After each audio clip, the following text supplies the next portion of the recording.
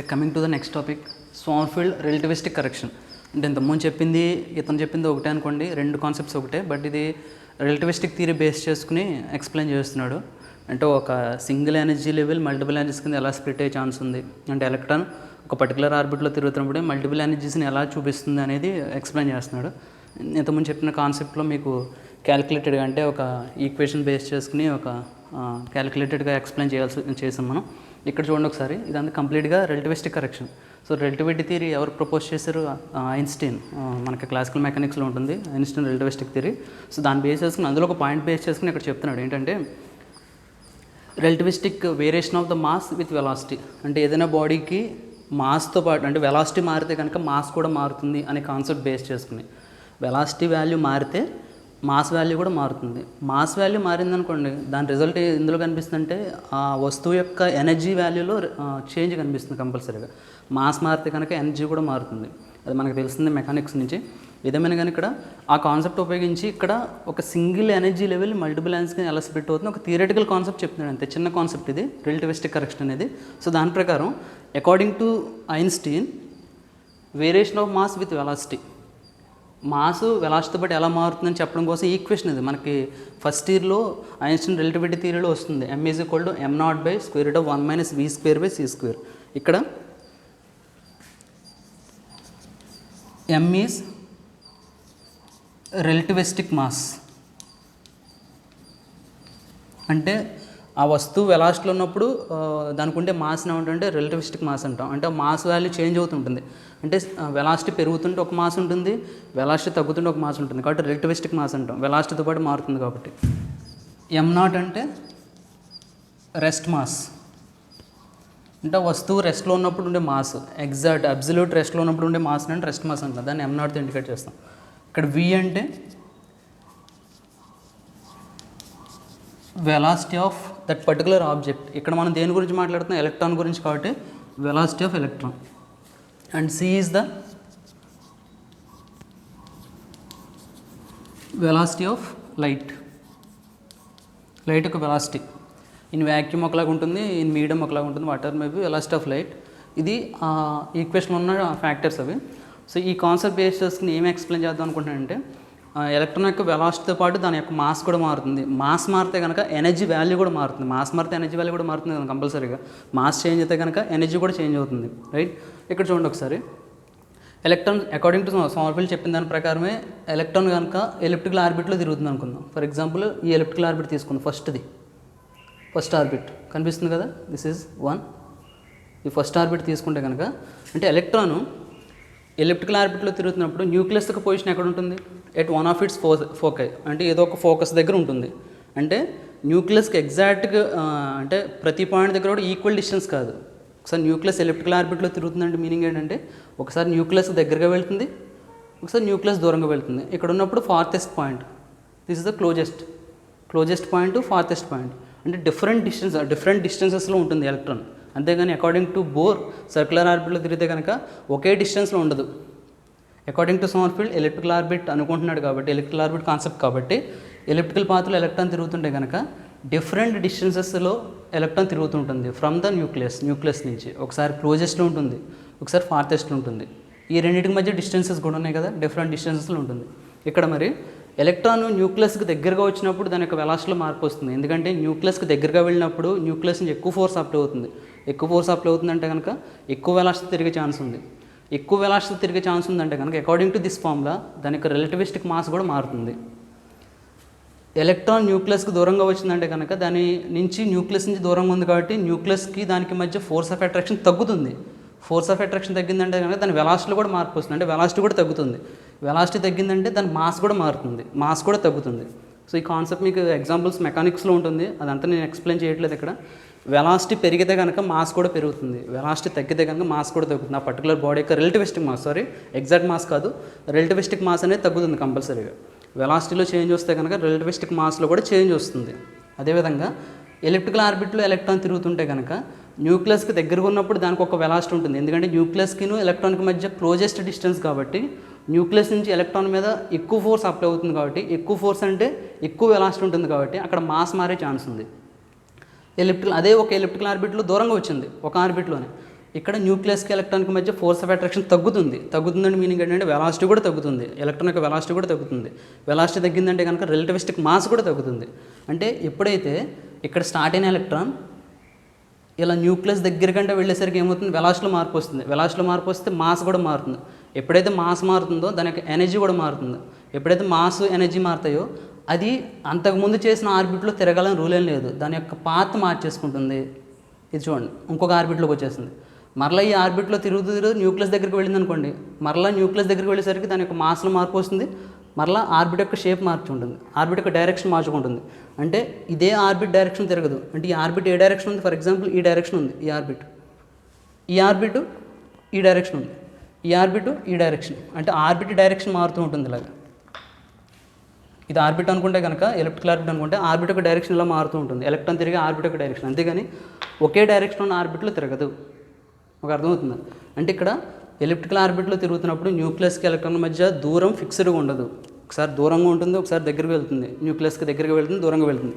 దగ్గరికి వెళ్ళినా దూరంగా వెళ్ళినా సరే దానికి వెలాసిటీలో మార్పు వస్తుంది. వెలాసిటీలో మార్పు వస్తుందంటే దానికి రిలేటివిస్టిక్ మాస్ కూడా మారుతుంది. ఎప్పుడైతే మాస్ మారుతుందో దానికి ఎనర్జీ కూడా మారుతుంది.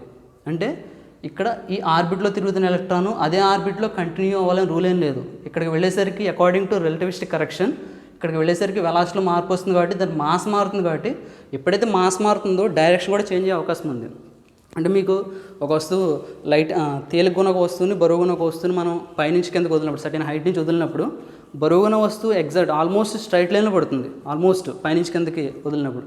అదే తేలిగ్గున్న వస్తువు కిందకి వచ్చే వల్ల ఏమవుతుంది, డివేట్ అవుతుంటుంది. అంటే ఈ వస్తువు కన్నా ఈ వస్తువు తేలిగ్గుంది కాబట్టి దానికి డైరెక్షన్ అంటే వెళ్తున్న పాత యొక్క డైరెక్షన్ డివేట్ అయ్యే ఛాన్స్ ఉంది. ద సేమ్ వే అంటే అక్కడ మీనింగ్ ఏంటి, డిఫరెంట్ మాసెస్ కాబట్టి పాత్ డివేట్ అయ్యే ఛాన్సెస్ ఉన్నాయి. ఇక్కడ కూడా ఎలక్ట్రాన్ న్యూక్లియస్ దగ్గరకు వస్తున్నట్టు దాని మాస్లో మార్పు వస్తుంది. అకార్డింగ్ టు ఐన్స్టీన్ వెలాసిటీ మారితే మాస్ మారుతుంది కాబట్టి మాస్ మారుతుంది కాబట్టి ఆ మాస్ మారుతుంది కాబట్టి సేమ్ డైరెక్షన్లో వెళ్ళదు, డైరెక్షన్ మారుతుంది, మళ్ళీ డైరెక్షన్ మారుతుంది. అలా డిఫరెంట్ డైరెక్షన్స్లో అంటే ఒకే ఎలిప్టికల్ పాత్ కాకుండా కాంప్లికేటెడ్ ఎలిప్టికల్ పాత్లో తిరుగుతుంది. ఇదంతా కూడా ఒక మేజర్ ఆర్బిట్, ఒక పర్టికులర్ మేజర్ ఆర్బిట్లో ఎలక్ట్రాన్ యొక్క ఆర్బిటల్ డైరెక్షన్ అంటే ఆర్బిటల్ డైరెక్షన్ ఇక్కడ డైరెక్షన్ చేంజ్ అవుతుంటుంది. అంటే ఒక పర్టికులర్ డైరెక్షన్లోనే ఎలక్ట్రాన్ తిరుగుతూ ఉంటుంది ఒక ఆర్బిట్లో. దానికి ఆర్బిట్ యొక్క డైరెక్షన్ చేంజ్ చేసుకుంటూ ఉంటుంది. బికాస్ న్యూక్లియస్ దగ్గరికి వెళ్ళేసరికి దాని మాస్ మారుతుంది కాబట్టి డైరెక్షన్ కూడా చేంజ్ అవుతుంది. బట్ ఎలిప్టికల్ పాత్ మాత్రం డివేట్ అవ్వదు, అదే elliptical path. But elliptical path యొక్క డైరెక్షన్ అంటే ఒక ఎలిప్టికల్ పాత్ కాకుండా కాంప్లికేటెడ్ ఎలిప్టికల్ పాత్ వస్తుంది. ఇలాగ కంప్లీట్గా కాంప్లికేటెడ్ ఎలిప్టికల్ పాత్. ఈ కాంప్లికేటెడ్ ఎలిప్టికల్ పాత్ని ఏమంటాం అంటే ఒక పేరు ఉంది దానికి. అంటే ఇక్కడ ఎలిప్స్ ప్రాసెస్ అవుతుంది కదా ఇలాగా, అంటే తిరుగుతుంది, దాన్ని ఏమంటే ప్రాసెసింగ్ అంటాం. ఆ ప్రాసెసింగ్ ఎలిప్స్కి పేరు ఏంటంటే which is a complicated ellipse. Single elliptical path కాదు, complicated elliptical path. This complicated elliptical path is called rosette అంటాం దాన్ని. మ్యాథమెటిక్స్లో జామెట్రీలో దానికి పేరు ఏంటంటే రోసెట్ అంటాం. ఓకే, దాని గురించి ఇక్కడ రాసాం.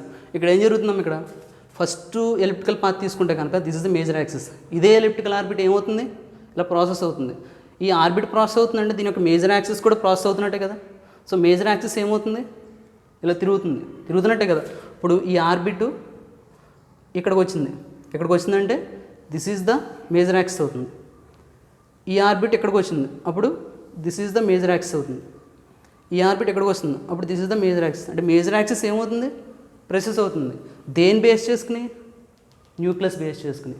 ఈ న్యూక్లియస్ బేస్ చేసుకుని మేజర్ యాక్సిస్, ఇక్కడ ఉన్న మేజర్ యాక్సిస్ ఇలా ప్రెసెస్ అవుతుంది. కాబట్టి precision of the major axis అంటే ఒక యాక్సిస్ ఇంకొక యాక్సిస్ బేస్ చేసుకుని, అంటే ఇక్కడ ఒక యాక్సిస్ ఉన్నట్టే ఈ యాక్సిస్ బేస్ చేసుకుని ఈ మేజర్ యాక్సిస్ ప్రెసెస్ అవుతుంది. ఇలాగా ఇక్కడ ఉన్న మేజర్ యాక్సిస్ ఇలా ప్రెసెస్ అవుతుంది.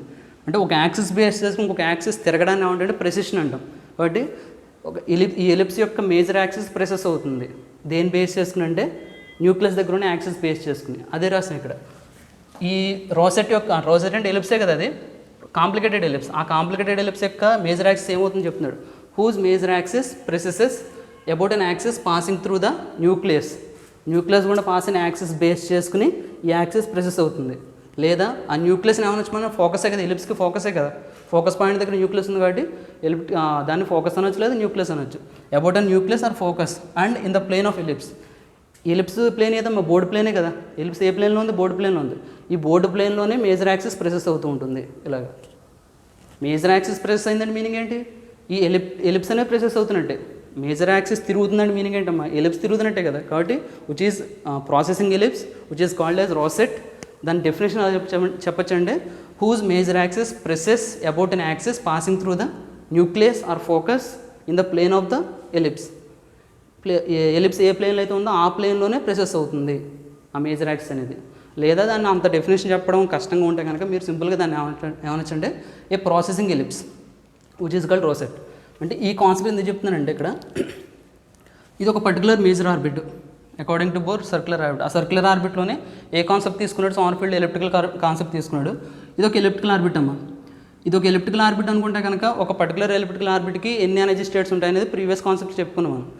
ఇదే ఎలిప్టికల్ ఆర్బిట్ డైరెక్షన్ చేంజ్ చేసుకుంటుంది. ఇదే ఎలిప్టికల్ ఆర్బిట్ డైరెక్షన్ చేంజ్ అంటే ఈ డైరెక్షన్ ఒక ఎలిప్టికల్ ఆర్బిట్ ఉంది, నెక్స్ట్ ఈ రొటేషన్కి వెళ్ళేసరికి డైరెక్షన్ మారుతుంది. అంటే ఇక్కడ ఎలిప్టికల్ ఆర్బిట్ డైరెక్షన్ మారుతుందంటే మీనింగ్ ఏంటంటే ఇక్కడికి వెళ్ళేసరికి ఎలక్ట్రాన్ యొక్క ఎనర్జీ మారినట్ట. న్యూక్లియస్ దగ్గరికి వెళ్ళేసరికి ఎలక్ట్రాన్ యొక్క మాస్ మారుతుంది. మాస్ మారిందంటే మీనింగ్ అంటే ఎనర్జీ కూడా మారినట్టే కదా.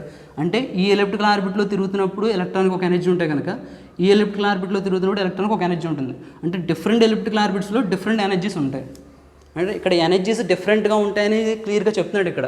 ఒక మేజర్ ఆర్బిట్లో ఎలక్ట్రాన్ తిరుగుతున్నప్పుడు ఎలిప్టికల్ ఆర్బిట్ కాన్సెప్ట్ తీసుకుంటే కనుక ఆ elliptical orbit according to relativistic correction ప్రకారం మాట్లాడితే కనుక న్యూక్లియస్ యొక్క అంటే ఎలక్ట్రాన్ యొక్క మాస్ న్యూక్లియస్ దగ్గరికి వెళ్ళేసరికి మారుతుంది. కాబట్టి ఎలక్ట్రాన్ తిరిగే పాత్ యొక్క డైరెక్షన్ కూడా మారుతుంది. అంటే మాస్ మారిందంటే డైరెక్షన్ మారిందంటే మీనింగ్ ఏంటి, మాస్ మారిందంటే ఎనర్జీ వాల్యూ మారినట్టే కదా. అంటే ఈ ఎలిప్టికల్ ఆర్బిట్లో ఉన్నప్పుడు ఎలక్ట్రాన్కి ఉండే ఎనర్జీ, ఈ ఎలిప్టికల్ ఆర్బిట్లో ఉండే ఎలక్ట్రాన్ ఎనర్జీ డిఫరెంట్. అంటే డిఫరెంట్ ఎలిప్టికల్ ఆర్బిట్లో డిఫరెంట్ ఎనర్జీస్ కలిగి ఉంటుంది ఎలక్ట్రాన్.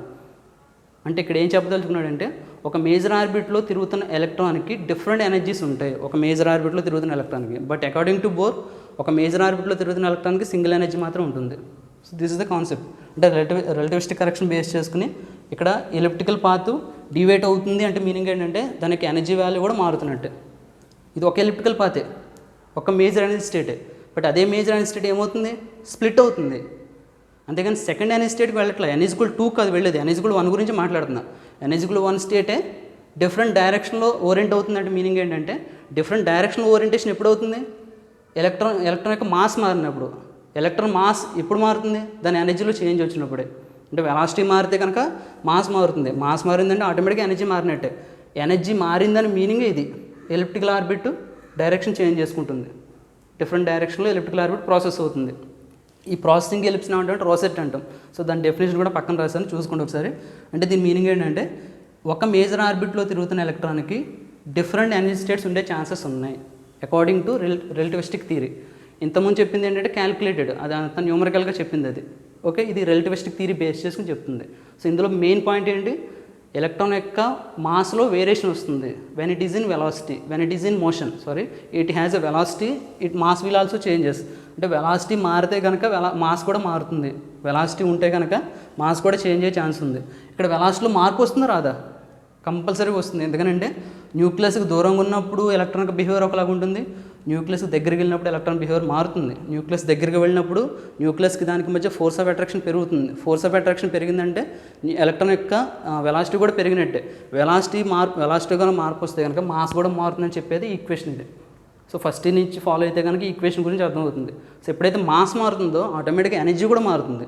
ఎప్పుడైతే ఎనర్జీ మారుతుందంటే మీనింగ్ ఏంటంటే ఒక పర్టికులర్ ఆర్బిట్లో తిరగదు, ఆర్బిట్ యొక్క డైరెక్షన్ చేంజ్ చేసుకుంటుంది, వేరే ఆర్బిట్లోకి వస్తుంది. బట్ మేజర్ ఎనర్జీ స్టేట్ మాత్రం మారదు, ఒకటే ఎనర్జీ స్టేట్లో డిఫరెంట్ డైరెక్షన్స్లో తిరుగుతుంది. డిఫరెంట్ డైరెక్షన్స్ అంటే డిఫరెంట్ ఎనర్జీస్ ఓబే చేస్తున్నాడు, డిఫరెంట్ ఎనర్జీస్ ఫాలో అవుతున్నట్టు. అంటే ఒక major energy state multiple energies కింద స్ప్లిట్ అవుతుంది అనే కాన్సెప్ట్ కూడా ఎక్స్ప్లెయిన్ చేశాడు దీన్ని బట్టి. సో బోర్స్ థియరీ ప్రకారం ఒక మేజర్ ఎనర్జీ స్టేట్లో ఒక ఎనర్జీ మాత్రం ఉంటుంది, ఇంకొక మేజర్ ఎనర్జీ స్టేట్లో ఒక ఎనర్జీ మాత్రం ఉంటుంది. బట్ ఇక్కడ ఇంతకుముందు చెప్పిన క్యాలిక్యులేటెడ్ కాన్సెప్ట్ ప్రకారం స్ప్లిటింగ్ అనేది తెలిసింది. ఇదేంటంటే థియరిటికల్, అదే కాన్సెప్ట్ సామర్ఫీల్డ్ రిలేటివిస్టిక్ థియరీ ప్రకారం కూడా చెప్పాడు. ఆ రిలేటివిస్టిక్ థియరీ ప్రకారం మాట్లాడితే కనుక ఈ విధంగా ఉంటుంది.